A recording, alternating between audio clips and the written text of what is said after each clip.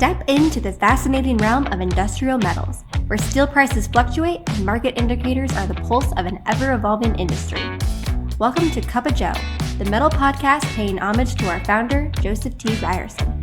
Settle in, savor a cup of Joe, and let the conversation begin. Happy October to everybody. It's Cup of Joe. I'm Mike Carrazzo. Nick Webb joining me as always. Hello, Nick. Mike, how you doing? I'm doing well. Excellent. I wish we had something to talk about today. There's really nothing going on in the Complete market. shortage of news. Yeah, nothing related to markets or commodities or supply chains. Not much going on right now. Yeah, so just cut it short. Maybe talk about the big college football game. Did you see the Alabama-Georgia game by chance over the weekend? I was able to catch a little bit of it. Yeah. I know you're not an SEC guy, but that was amazing. How are the I Buckeyes doing? would have caught more of it, but the Ohio State game was actually on Peacock, so I had to pay for the subscription for Peacock, and then I wasn't able to easily switch back and forth between the games. It's pretty frustrating, but yeah, you never know where games are. Yeah, you never know where games are these days with all the streaming channels and all that. All right, well, it's chaos.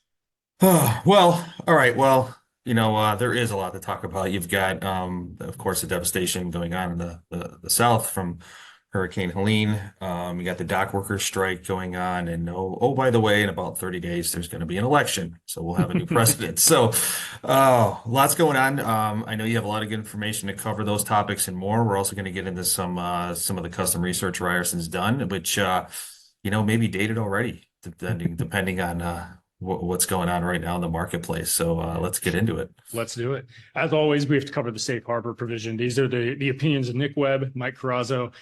These are not the opinions of Ryerson. We've got some forecasts and some forward-looking thoughts that we're going to cover here within these slides. So, take those with a grain of salt. But we think we've got some great information. We got a lot of information that we want to cover here today. So my guess is we're probably going to touch a little closer to the full hour here today, given all of the different topics going on. So first things first, we want to send all of our thoughts and prayers, obviously, down into the southeastern part of the United States. The devastation that's taken place in parts of Florida, certainly a large chunk of Georgia, and then the western side of North Carolina. Sounds like it's a pretty awful scene down there. So we want to make sure we send our sympathies to that region. For what it's worth, over on the right-hand side, I thought this visual was interesting. It's two different pictures. Just one's taken prior to the storm, Hurricane Helene, and then the bottom one is taken post. And what it's showing is electricity usage in the evening over a pretty comparable time period.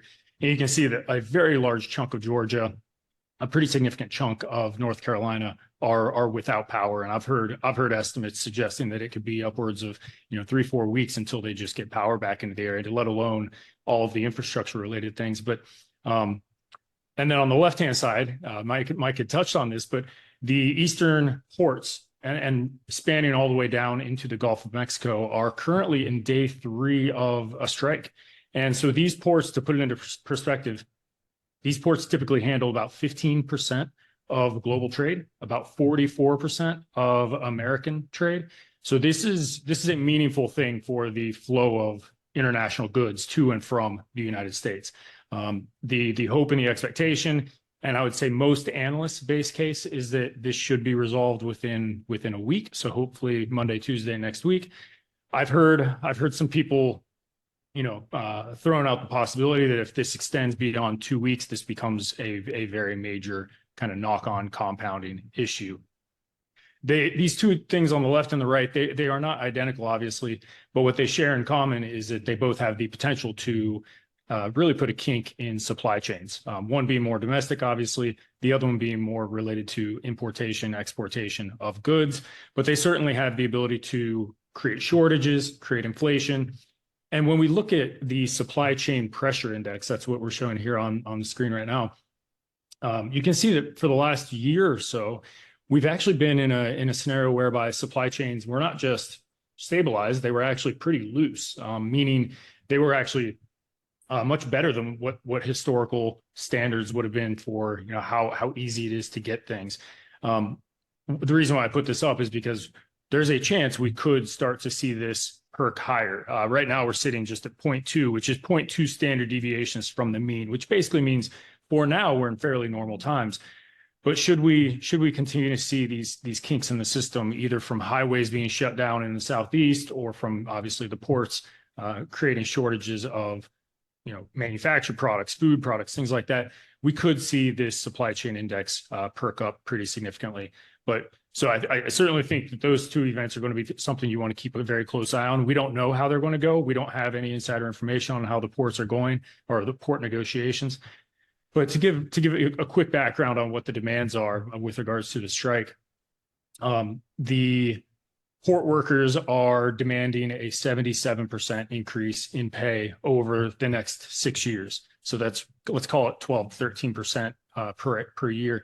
The other side is basically arguing they've proposed a 50% increase, 50% increase. So there is a bit of a gap between those two. There's also a big gripe around putting automation into the ports. The port workers obviously view that as a potential threat to their jobs.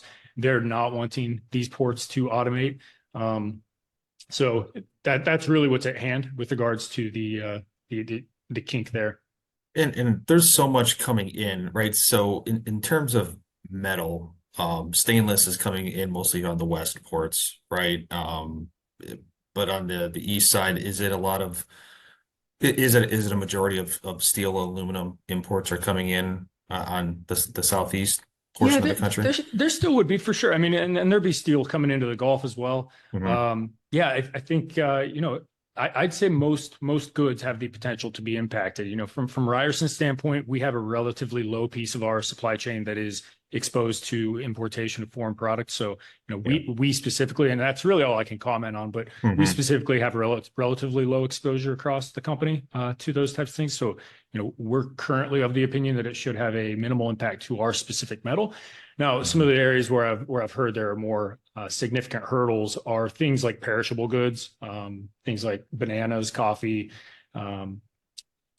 things that are coming out of South America, coming into the United States. Those are pretty high levels of imported products, and they're also perishable. So if a boat's sitting in a port and can't move, can't get unloaded, those things are certainly at risk. So, I hate to say we might see this possibility of, grocery stores running out of certain products again, hearkening back to some of those awful things that happened back in 2021. Has there been any indication, like from freight carriers or ocean liners, are they like anticipating any kind of increase in rates? Have you heard anything like that, maybe in anticipation of what might be going on? Only a little bit of tightness thus far. I think the expectation currently is this is going to be fairly short-lived. I think when you put it in the context of politics, I would say that the current administration absolutely does not want this to persist. Because it could actually span into creating a pretty difficult economic environment in the last couple of weeks heading into elections. So I would say there is certainly some urgency to try and get this resolved so that it doesn't have impacts on supply chains and freight rates and things like that. But we'll have to see how stern both sides of the negotiating table are. Yeah, hopefully this gets resolved very quickly because it could get a mess across the board pretty quickly. Yeah, absolutely. And before we get into the rest of the macroeconomic stuff, although this is related to the macroeconomic stuff, Mike, I'll kick it over to you to kind of introduce the surveys that we've sent out. Yeah. So if you recall from an earlier cup of Joe, we previewed some of this data, and actually we did this earlier in the year too. So we publish a survey twice a year called the Metal Perspective, where we survey manufacturers and fabricators just on their markets, their sentiments about the marketplace. And one of these, and what's interesting about this set of data, right? We can kind of now compare what respondents were thinking about at the beginning of the year and kind of how those have played out, right? If you see like side by side here, for example, how they perceive the current state of American manufacturing. So in the blue, it's going to be the beginning of 2024, and the gold is the end of 2024. Hey, I feel like you. I'm kind of navigating the colors on a chart here. So 9% said that they felt that the American manufacturing market was strong. This was about January or so, right? It's dipped slightly to 7%, and I think the big one, the eyesore right there in the middle, is the declining, right? So 30% viewed the American manufacturing market as declining at the beginning of the year. That's jumped to 42%.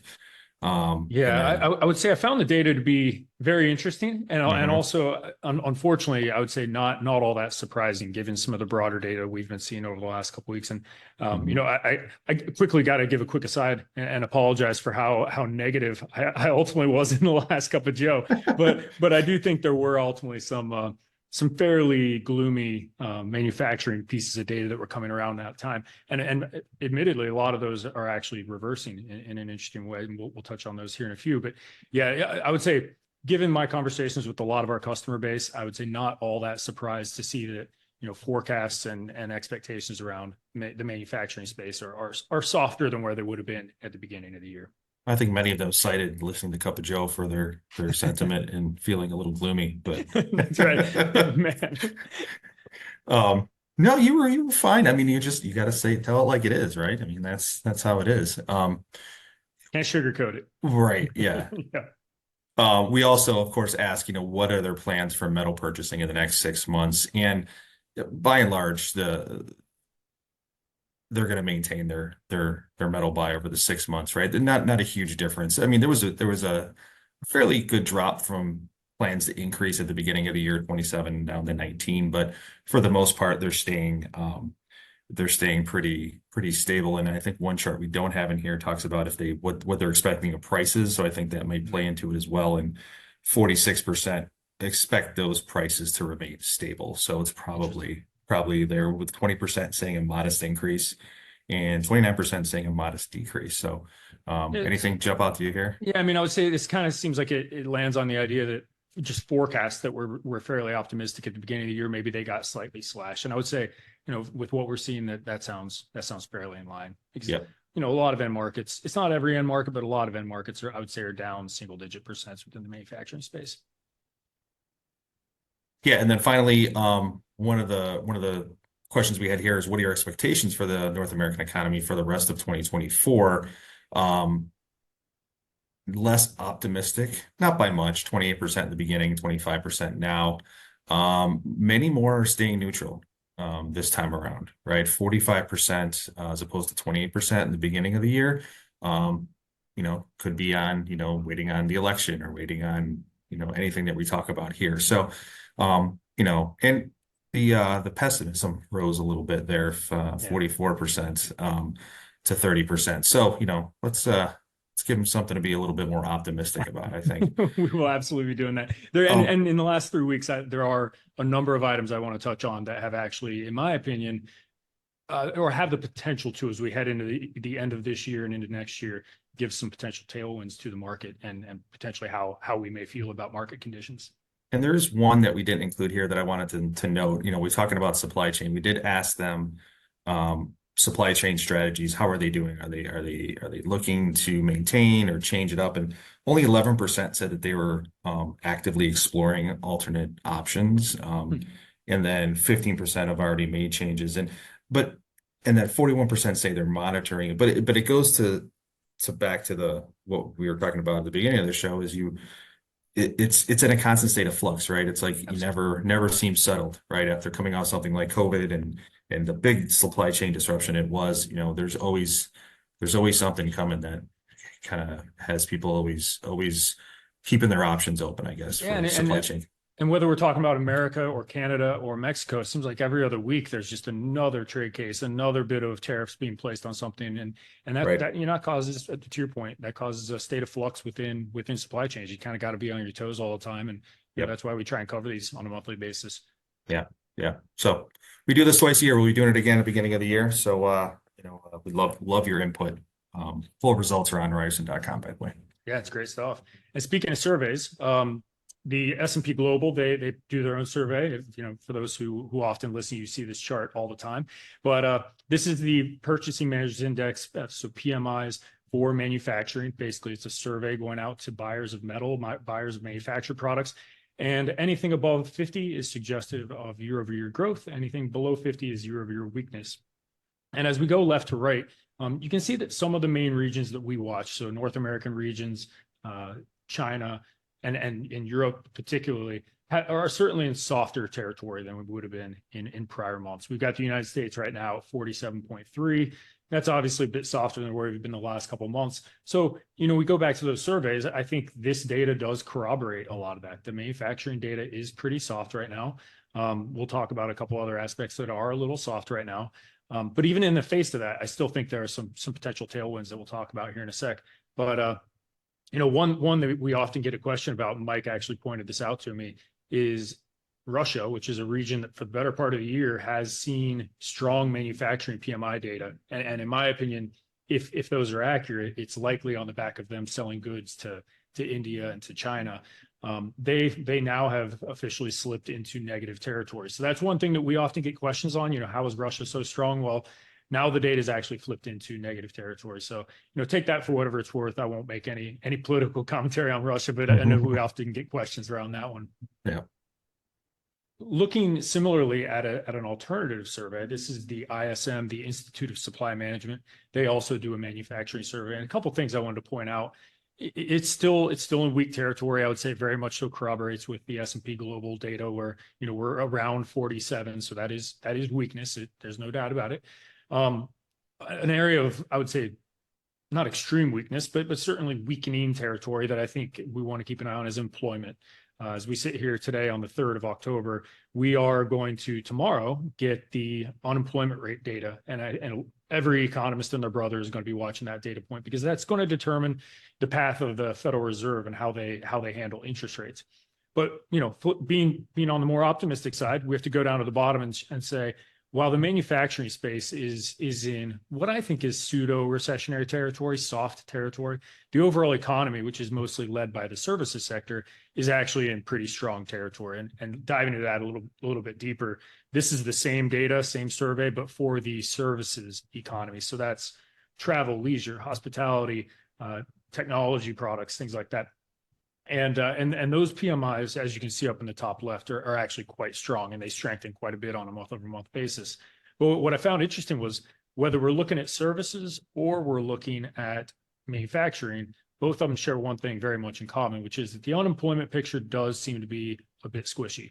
And so, you know, we talked about this a lot in the past, but part of that was purposeful. Part of that was in an effort to bring inflation back down. Part of that is you have to cool down the economy. And unfortunately, what that means is you get the byproduct of layoffs occurring. And it does appear as though they've been somewhat successful in that stance.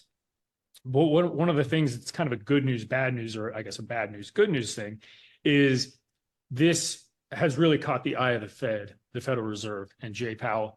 And so we have officially gotten into, in the last couple of weeks, a rate cutting cycle. So this is the Fed essentially recognizing that even though inflation hasn't gotten down to their target just yet, they're currently viewing, and I would say prioritizing, the fact that there's weakness in the employment side of things, that they need to, you know, start cutting interest rates, start being a little more accommodative to the market. So what this chart is showing is ultimately the market's expectation of where interest rates are going to be in the coming months and even in the coming years.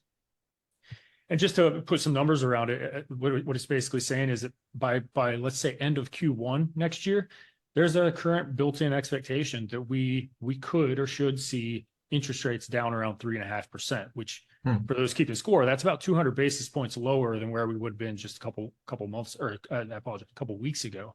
So 3.5% interest rates versus 5.5% interest rates, that can be meaningful. That can be the difference in, you know, you wanting to borrow money to get a car or get a house or launch a manufacturing project or build a new facility. Those are the types of things they're trying to spur. And I think we talked about this last month, but those things, interest rates, you know, coming down this month, that helps, but it's not going to be immediate. People aren't going to make a decision on a snap judgment just like that because we cut 50 basis points. It's more likely that they'll be planning for, let's say, 6 months out for taking action on something like that. So in this chart, the gold bar indicates the number of hikes, not where the percentage is, right? So the left-hand side is going to be the percentage, the expected percentage. The numbers on the right-hand side are going to be the number of cuts. So gotcha. A cut is deemed to be 25 basis points. So technically, if you know, we're detailing what happened a couple weeks ago, because they cut by 50 basis points, this chart would ultimately say that that's two cuts gotcha. In one meeting. Yep. Yeah. And speaking of projects being launched, speaking of, you know, planning into 2025, 2026, I found this chart to be very fascinating, which is within the Infrastructure Investment and Jobs Act, there have been $350 billion earmarked within that package that's supposed to be launched over the coming years. And what's interesting is of that 350 billion, only 40% of that has been committed, and only 25% of the funds have actually been dispersed into the economy. So what I want to spell out there is for 2025, 2026, there are some reasons to be optimistic about federal dollars coming into a lot of these projects, most likely in a lower interest rate environment. So that could provide a bit of a tailwind for the manufacturing sector as we get into 2025 and 2026. Similarly, a big piece of, I would say, tailwind news is looking overseas at China.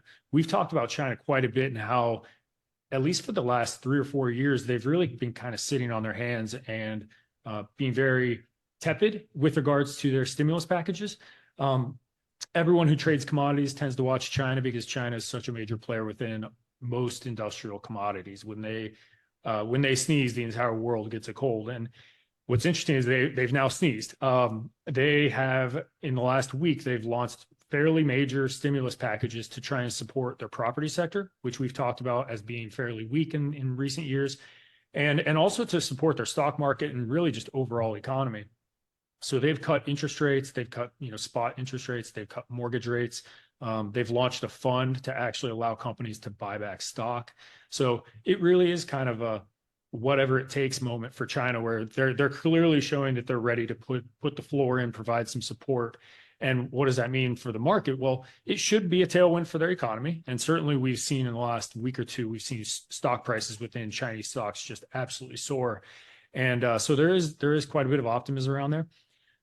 I'll say on the opposite side of that, while the optimism is good, while it should provide tailwinds for their economy and for commodities similarly, I would say that nowhere in here do any of these stimulus packages, nowhere do I expect that to launch, a rebuilding of these massive cities, because in my opinion, they just don't need any more of those 20 million, 30 million person cities. So there may be a little bit of skepticism around how much actual commodity demand this may cause for things like rebar, cement, iron ore. But for now, there's been quite a bit of optimism within commodity prices in reaction to this news. And what's interesting is you may say, why does China matter? Well, the white line here is going to be a chart that we talk about fairly often, which is the Chinese credit impulse. And this is going all the way back to 2011. And what you can see within that white line is it tends to be big money into their economy, big money out of their economy. They pump it in to support markets. And then if things begin to overheat, they start to tighten things up and try and rein in spending a bit from a lending standpoint. And again, you can see over on the right-hand side for the last couple of years, their normal boom and bust cycle with regards to lending and credit really just hasn't happened yet. And this data is as of August, so it does not include, these recent stimulus measures. But what I've done, what I've overlaid against it is US ISM manufacturing. So some of the surveys we looked at just a few slides ago. And what I did was I actually lagged the ISM manufacturing by 12 months. And what's interesting is there seems to be a pretty strong relationship. And this kind of comes back to that phrase I said, where when China sneezes, the world gets a cold. When China launches stimulus packages, it tends to be sort of a rising tide lifts all boats for all industrial markets. And so we'll have to see, the fact that they've now launched this stimulus package, that should provide some tailwinds that may, and it's not going to be immediate for US markets, but as we get into maybe Q2, Q3 of next year, there are some reasons to think that might actually have a supportive effect on all global markets. A dumb question here, but why is it that, with, you have tariffs on the steel from China and we're not using a lot of that, right? Why does it have a direct impact on our manufacturing? Yeah. No, it's a great question. So let's take steel, for example. So here's a price of Chinese hot roll. And we actually talked about this chart last month. And when we talked about it, we were basically right at that low point because that would have been the second week of September. Prices were sub $400 per short ton, which is just astoundingly low. No steel mills were making money. What's interesting is on the back of the stimulus package, we've seen things that go into their property sector, things like steel, iron ore, cement, have all rallied very substantially in the last 3 weeks. The price of hot rolls up from about $380 all the way up to $475, so nearly $100 move. But coming back to your question, we in the United States, we in North America for the most part, can't buy $475 steel. We couldn't buy $380 hot roll from China because there are several 100% tariffs on that metal.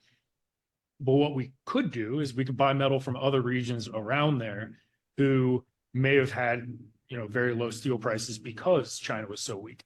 So if China's seeing an elevation of prices by $100, all things being equal, you would expect that Vietnamese prices are likely going to find some support. Japanese prices are going to find some support. All the other regions are going to get that tailwind. And so all it really does is it just kind of lifts the tide on the global steel market. And I would say the same thing or something similar happens within other commodities as well. So do you anticipate U.S. steel prices following suit, moving a little higher? We'll definitely get into steel in a little more detail here in a few, but yeah, I do think that this will be supportive at the very least for prices to stay where they are. But yeah, I would say if I'm trying to place probabilities on it, I would say the probabilities look a little better, particularly with this news, that prices will continue to trend higher in the coming months versus lower. And looking more broadly at the commodities complex, so this is the Bloomberg Commodities Index, and this is over a 5-year basis. And what I've overlaid the 50-day moving average, the 100-day moving average, and the 200-day moving average. And although we got a head fake back in, I'd say mid-2024, we're back in territory right now where we are above all of those momentum indicators. So this could be a sign that we are beginning to stabilize and possibly even turn higher. It's been a long time. I think it's been since 2008 that China has launched a stimulus package of this type of size. So there are some. I don't want to underestimate, their ability and their potential impact on markets and commodity prices. And what's interesting is as we look at this, we're now currently above all of those moving indicators, and that's on the back of some really recent news. When I say recent, like here in the last couple of hours, we're beginning to see crude oil actually pick back up a little bit. And crude oil is one of those commodities that, again, it's kind of like a rising tide lifts all boats. You can't really make anything, you can't really do anything, go anywhere without using some form of energy in most cases. And the reason why we're seeing crude oil actually perk up a little bit, or at least one of the main reasons, is the growing risks within the Middle East appear to be continuing to boil over. And there's a growing concern that there may be sanctions placed on Iranian oil, or possibly some sort of attack on Iranian energy facilities, be it either nuclear or their oil facilities. So those are the types of things that can cause inflation across a lot of things. And it's a bit unfortunate because, as we just mentioned a couple of slides ago, the Fed just started cutting interest rates, and already we're beginning to see commodities perk back up. Some of that may in fact be because the Fed took its foot off the gas and actually cut interest rates. But yeah, for now, we have this unfortunate trend of, at least with the manufacturing side of things, a bit of softness, but also a bit of inflation taking place. So that's kind of a tough combo of things where you've got stagflationary sort of conditions. Now, looking at end markets, it continues to be much of the same, where it's a tale of two different stories. You've got some economies, things like HVAC, things like non-res construction spending, that are doing quite well. And you can see over on the far left-hand side, aircraft shipments continue to just soar in the last couple of months. That one tends to be a little bit of a finicky indicator, but certainly I can make the argument that the aerospace markets are strong. We did actually in the last month of this data see farm machinery shipments move a bit higher. You see that's the second one from the left. But then you've got other markets like motor vehicle shipments, household appliances, ship and boat, and mining and energy markets that are a bit squishy. So there is certainly a continuation of the haves and the have-nots. I was on a call with a customer who manufactures boats just about a week ago, and I mean, the person was just beside themselves because they just are not seeing the demand that they were hoping for. So, there are some pockets where I don't want to call it dire, but it's certainly much softer than other areas like HVAC, where we're actually hearing some forecasts that are 5 to 15% higher for next year versus this year.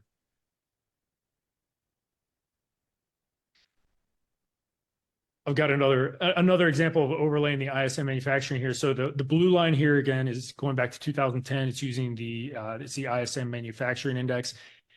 What I actually am seeing here is, similar to the credit cycles of China, I would say the U.S. manufacturing market also kind of goes in 2-year cycles of boom times, 2-year cycles of softer times, and it's really kind of maintained that for the last, I'd say, 15 years.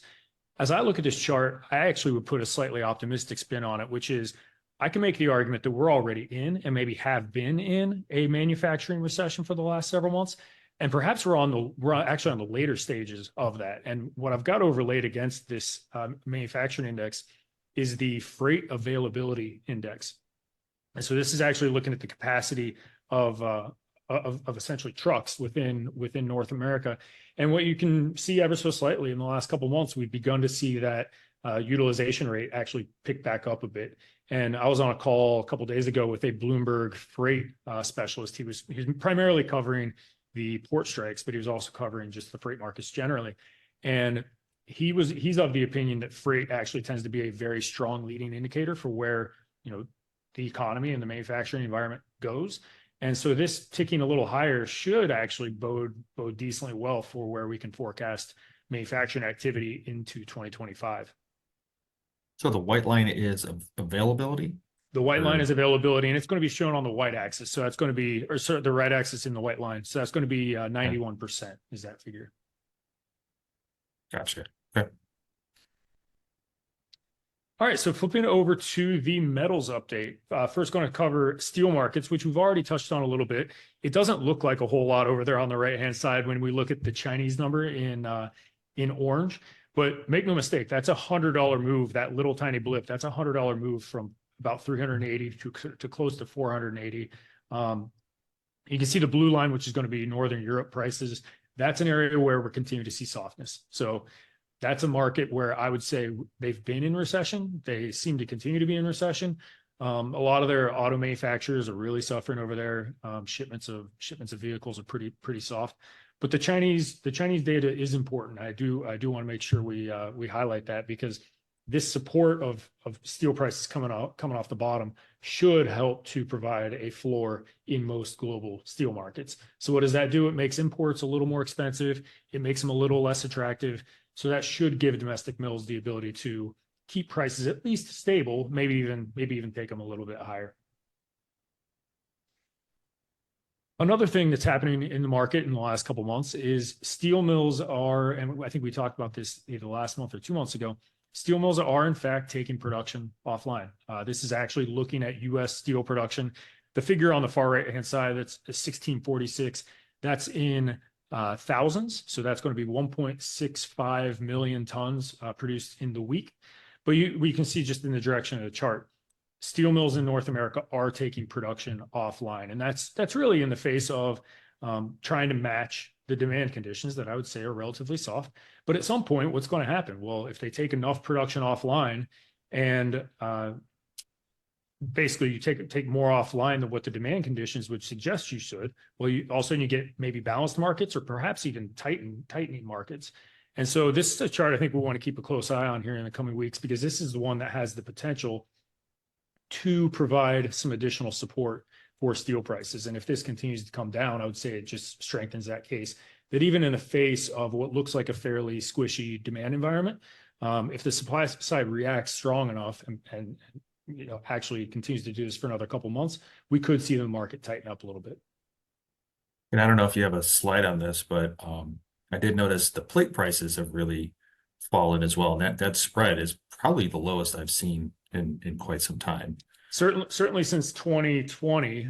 Yeah, we actually were on a call earlier today. The plate market, unlike the sheet market, I would say is still seeing a bit of a correction.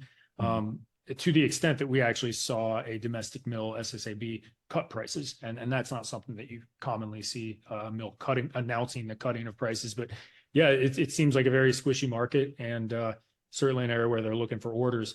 But yeah, that spread between hot roll and plate is now sub $200, which might sound horrendous, but that's actually more in line with what we would have historically seen back in 2010 through 2020. It was like 700 last year, wasn't it? I think it was up over 1,000 at one point. Yeah. Yeah. So it's been absolutely gargantuan. I was always of the opinion that it probably shouldn't have been that large, but these things sometimes take time, and now we are back into a more normalized price spread range. Yeah.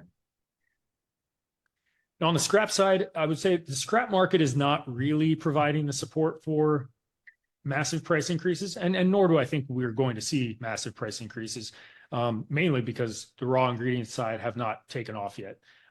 There is a risk that some of the devastation that's taking place down in the Southeast, there is a chance that impacts trade flows of things like scrap. So you could see that incrementally tighten up the market.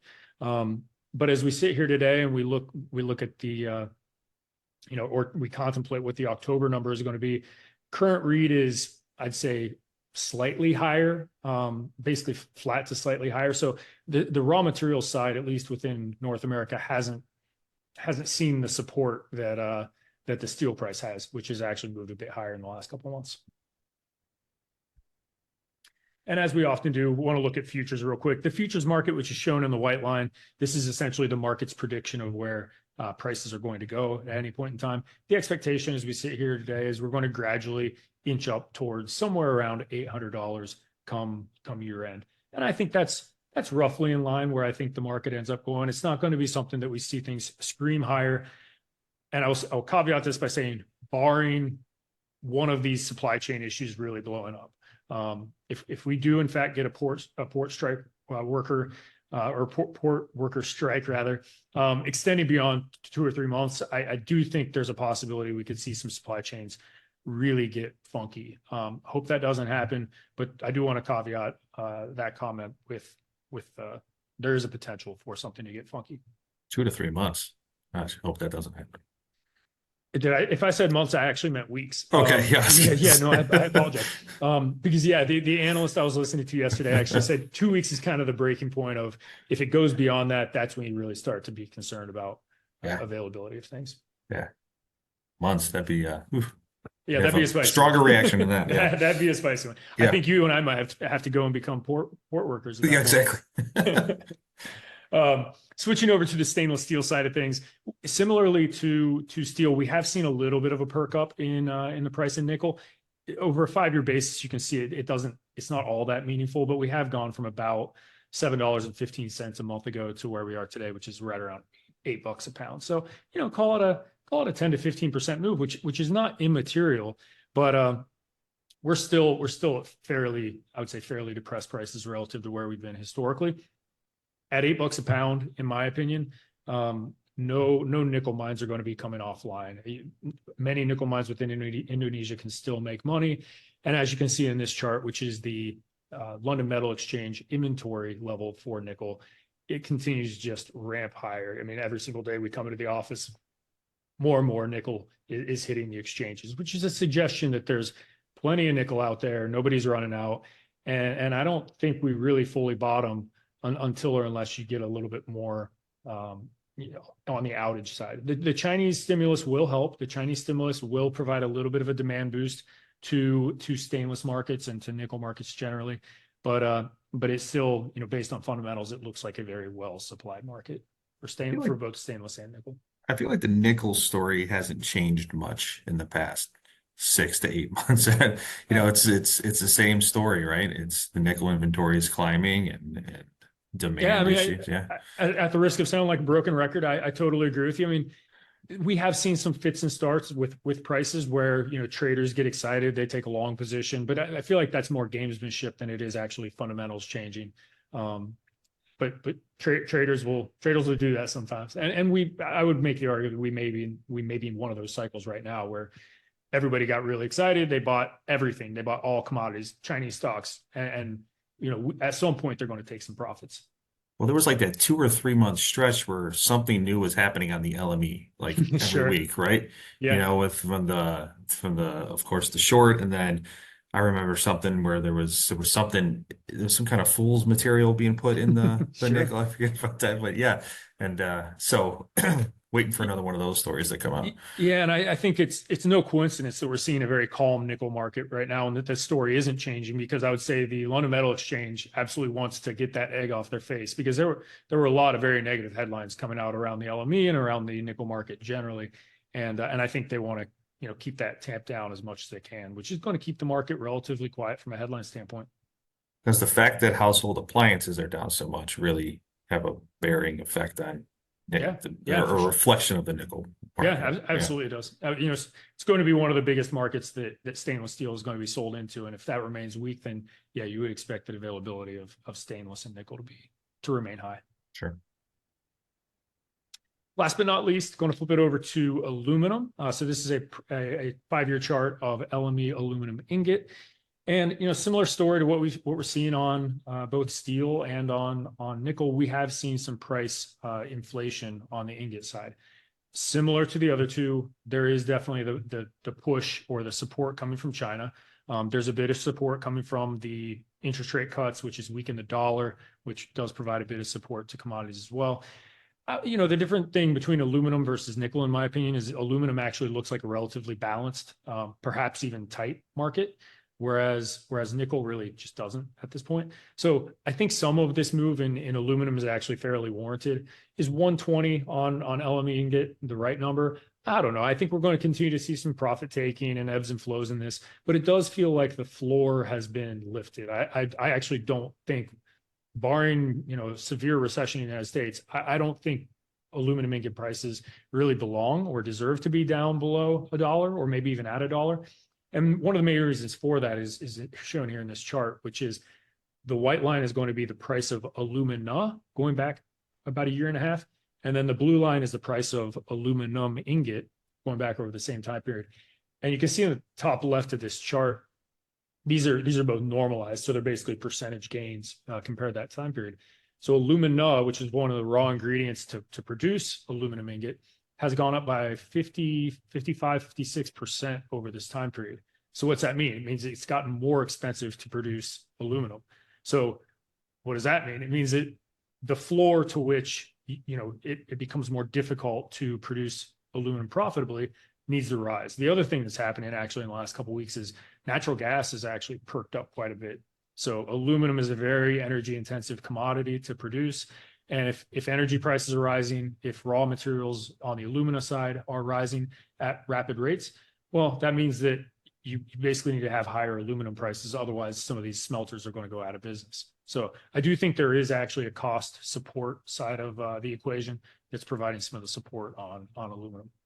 Not to keep harping on the top story, right? But correct me if I'm wrong, it's like 70% of aluminum is imported by the ports that are affected. Could that be a big... I believe that number was right, and that's actually a phenomenal segue into the last chart that we've got here in this discussion, which is Midwest premiums. While they've been fairly quiet for the last year and a half, ever so slightly, they're beginning to perk up, and part of that I would say is due to the fact that, as you mentioned, a large percentage of aluminum comes in and out of these East Coast ports, and to the extent they remain shut down for another couple of weeks, it's going to become either very expensive or maybe even perhaps, there may be an inability to move some of this metal around. So I would expect that to be supportive of Midwest premiums the longer that we see these strikes persist. So yeah, I guess it's an interesting environment when we summarize all of what we're seeing, because I do tend to agree with the PMI surveys. I tend to agree mostly with the Ryerson surveys that we put out.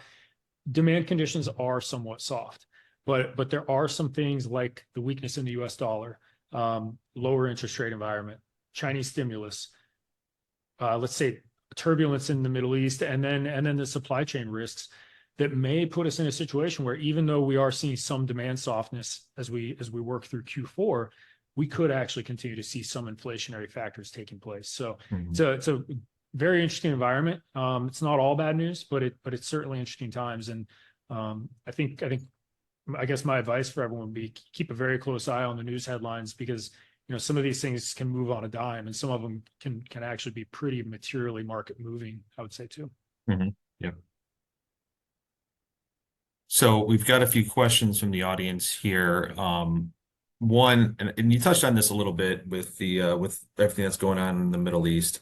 And you had talked about its impact on oil prices, but this question is, do you foresee any shortages of material coming into the United States because of what's going on in the Middle East? Any direct or indirect impacts? Related to the Middle East, no. I mean, I could see if it gets bad and some of the energy assets are actually destroyed, I would say that would cause some real short-term price issues, but I don't think it would cause unavailability of oil.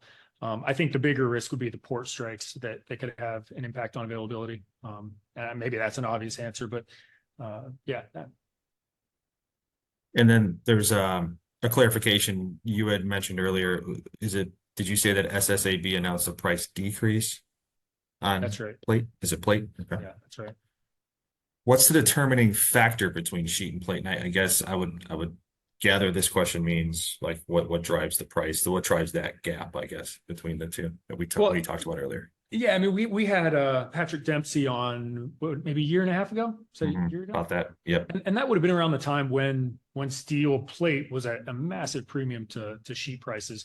And I actually was kind of trying to pin him down and kind of say this doesn't make any sense because it's steel. It should go into similar end markets. And I know they're not identical, but he pushed back and kind of said, well, they're completely different end markets. They're completely different products, and thus their pricing should act completely different. I would slightly push back on that and say, well, history, 2010 through 2020 would have suggested that they are correlated. They do respond in similar ways because they do tend to go into similar end markets. But there can be times, to his credit, there can be times where certain industries, like wind towers, if it's running extremely strong, there's a chance that could cause tightness within the plate market, but not in the sheet market. So there can be instances where, like if automotive were to really take off, you could see cold rolled prices trading at a bigger premium versus hot rolled prices. So sometimes these end market dynamics do occur for short periods of time and can cause those divergences to exist. Yeah, great stuff. You didn't touch on much about what's going on in Mexico, but do we know how much Chinese steel might be coming through Mexico? Any indication? Up to this point, I think a fair amount has been and had been.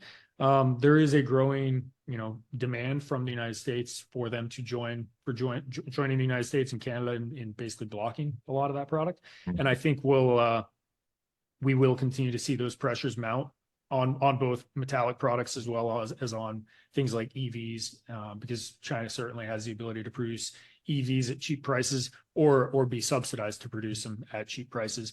So yeah, I do think we'll continue to see those tensions rise. But Mike, I don't know if that was purposeful or not, but I feel like a great segue into commenting on one of our next special episodes that we're hoping to have. Right. Yeah, no, that's it was not, but it's a perfect segue. So we've been doing a lot of special episodes. And if you haven't checked them out, we interviewed Chris Lyons from NAS, Patrick Dempsey episode, which you mentioned. And we're getting a lot of questions about the nearshoring or kind of moving production to Mexico. So we will be talking. Date hasn't been set yet, but we're looking to talk with some experts down there, particularly on the import-export side, that talk about how to navigate through some of the tariffs or duties down there in Mexico. So more to come on who that might be, and I think that would be a really interesting episode for everyone. Yeah, so I don't know if that was an audience question or your question, but regardless, don't take these answers from me. Take the answers from the expert who we'll be interviewing here in a couple weeks. Yep. Got another one here. A few more flooding in here. Have you heard that the forward defense budget contains a large amount of money for shipbuilding? And if so, will that help rise the tide? In quotes. I don't have great insight into that one. Yeah. So I speak out of turn on that one. Yeah. Wow, they're flooding in here. There's a lot of questions for you. You got another half hour. Let's go. Canadian tariffs. We're going to talk a lot about Canadian tariffs. The government intends to implement a framework to consider requests for tariff relief. Potential factors may be included in the framework are situations of short supply, and other exceptional circumstances. I don't know if there's a question in there, but I guess any comment on Canadian tariffs? I would say it sounds similar to, I mean, really, it sounds similar to all of North America and how we handle. I mean, if there's a case to be made that, you know, a tariff or a duty or a quota is preventing a domestic industry from being able to access something, I would say that is not the spirit of what they're trying to do. They don't want to cause, you know, stoppages of your manufacturing. So I would expect it in all cases, America, Mexico, and Canada, there will be systems and ways. They may be slightly different, but there will be ways to ensure that people are not stocked out of product that they can't otherwise source within North America. It very much so seems like there's a North American front that is just continuing to build and build and build to mainly block off cheaper subsidized product from China and Asian nations. Do we know any update on the anti-dumping countervailing ruling, particularly with, I believe it's the aluminum extrusion one? I have not heard. I believe there was a ruling in the last few days, but I sincerely apologize. It's actually kind of tough to keep track of all of the duties and tariffs that are going on. But we can follow up on that one if they'd like. Last one here. Well, we got two more. We got a little bit of time for it. Just more of a statement, I guess, again. Well, no, Department of Commerce aluminum extrusion ruling for India. Do you know about that one? That one came out today. Yes, that would be very similar to the prior question. Is you know, tariff rulings on extrusion. So I haven't had a chance to fully digest that one yet, but I will. We'll kind of put that one off to the side. And finally, we talked about the 50 basis points drop. Do you think that will affect any steel business going towards the end of the year, or will this take effect in January? Yeah, I mean, I think I touched on this briefly, but the economists like to use the phrase long and variable lags, that when they take action, either hiking interest rates or cutting interest rates, it doesn't have an immediate impact on, you know, business activity broadly. You're not, because they cut by 50 basis points, you're not immediately jumping out and saying, okay, time to buy that home, time to buy that car. But I think gradually you expect that lower interest rates should create a more accommodative environment to do business in, to borrow money, to do whatever you want to do with that borrowed money. So yeah, I do think that it's not necessarily just the 50 basis points that matter. It's the effort of the Fed and, you know, governments really globally to make things a little bit easier on consumers, and eventually that does work. But again, what's that lag look like? Yeah, it probably is at a minimum 6 months, and maybe closer to something like 9 to 12. That's okay. You're a month into being married. What's the biggest change? I'm still married. I made it. We did it. No changes. No changes at all. At some point, got to plan a full-on honeymoon. So if anybody has any suggestions on where to go, any secret gems around the world, I'd love to hear about them. Yeah, this man cut a honeymoon short because of Cup of Joe. I mean, that's how committed this man is, you know. Right. And I applaud your wife for putting up with that. Honey, sorry, we can't go on a honeymoon. I got Cup of Joe. So yeah, it's the only rule. We're not allowed to go on a honeymoon on the first Thursday of any month ever again. Right. Or just call in. Yeah, exactly. Great. Okay. Well, a lot of good stuff going on. So next month at this time, we'll hopefully have a presidential outcome. First Tuesday, right? So by Thursday, unless it's, you know, of elections of years past. What was the one, Bush, and it was the mid-90s where it took a while for Florida, the hanging Chad. Yeah. Yep. So we should have a president by then and plenty to talk to, and hopefully this port strike will be long-ended by the time we talk next month. Let's hope so. Any parting words? No, I think I already gave him. We've blabbered on long enough, but thank you, everyone, for your time. Thank you. I think I may have said this last month, but we're in the middle of contract season. Keep close with myself, keep close with our sales team, and we look forward to working with you in 2025. But we got a couple more months till we get there. Good. Have a good month, everyone.